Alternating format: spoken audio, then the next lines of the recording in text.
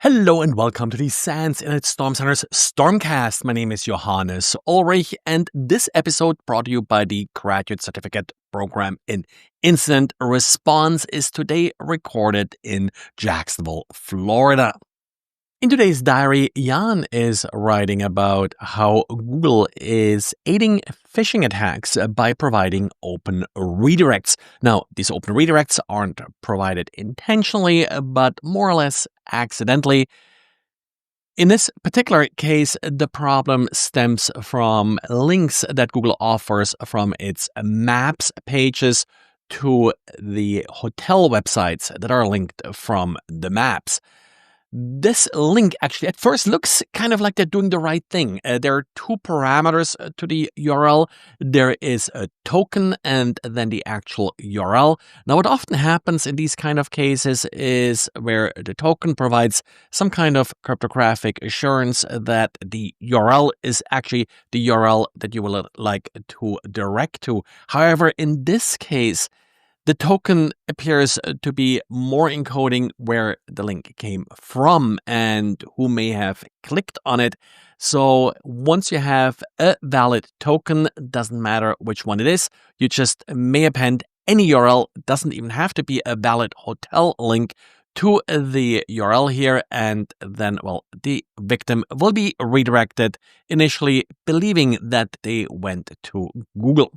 And that's sort of really where the problem with open redirects comes in, that open redirects essentially borrow the trust that people do have in websites like Google. So they're clicking on a link to Google, but are then immediately being redirected to a phishing page that may even attempt to impersonate Google in some cases. Google's response to this is, well, that they don't really see this as a problem. Well, people just shouldn't trust Google. And if you don't trust Google, then there is no trust to steal, and this attack should fail. I think that's solid advice.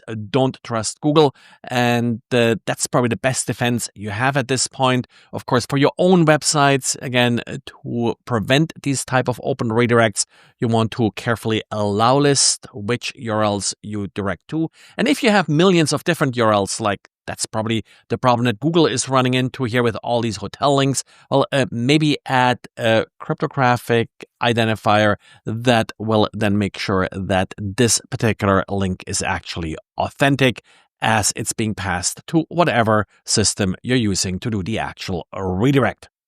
And with yesterday's Patch Tuesday, we also got again updates from Adobe. Adobe fixed, if I counted correctly, 13 different products. Now, the product that I'm always sort of interested in, aside from Acrobat, which is not patched this time around, is ColdFusion.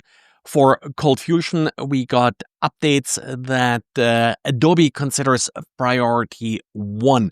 Now, the way Adobe does calculate this priority or considers the priority is that they basically consider something likely to be exploited. And that's why I'm always focusing on ColdFusion. It's a relatively commonly used tool to create public websites. So anything like an authentication bypass or such, like in this case, or an arbitrary file read, it's possibly going to get exploited.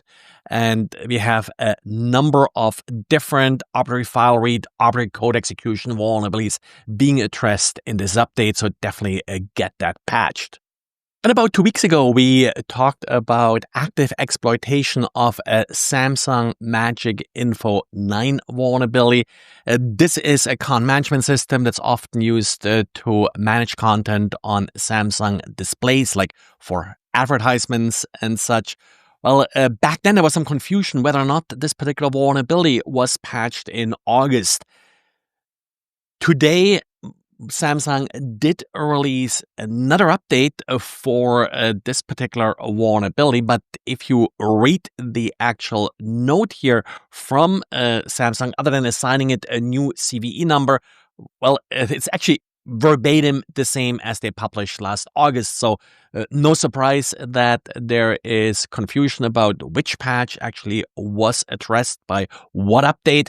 But that's why you shouldn't really have these very brief and no details kind of vulnerability descriptions, because that's what gets people then confused. Another Ivanti vulnerability, not 100% sure if I already covered this one. It's hard to track them all. Ivanti Neurons for ITSM suffers from a critical vulnerability. Now, this vulnerability is exploitable. Ivanti states that, well, you should really not allow access to the IIS, to the web server behind Ivanti Neurons, and they suggest that you limit access by IP addresses or by domain names. That at least will reduce the likelihood of a compromise. Of course, it doesn't fix the actual underlying vulnerability. That's fixed with this update that was released on May 13th, and it's yet another authentication bypass vulnerability, CVSS base score of 9.8, and it does affect the on-premise version of the product. In the cloud, of course, Ivanti is going to patch it for you. Well, and this is it for today. So thanks again for listening, and talk to you again tomorrow. Bye.